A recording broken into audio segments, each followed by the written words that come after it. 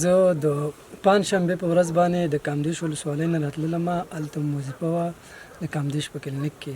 کور ته راتللو رخصت ته اختر رخصتۍ ته راتللو. کله چې راورسېدلو مونږ کنډه کیسې ته نږدې زمونږ په موټرانو باندې انداغونه وشو. موټرانو باندې چې انداغونه وشولو مونږ د موټرو نه کته شو. څنګه چې د موټرو نه کته شولو زما مېرمن او زوی ولګېدل او نور سیند ته وولیدل. سیند واخیستل د کلي خلکو زما مېرمن او زما ماشوم راویستو او جنازې یې وخېجولې. شوه روز هلته مونږ وو او نن راووتلو راورسېدلو. کله چې جسدونه مونږ پیدا کړو بیا هم پاکستان پوځیانو په مونږ باندې ډزې کولې. نه یې پرېښودلو چې مونږ خپل جسدونه جګ کړي وي.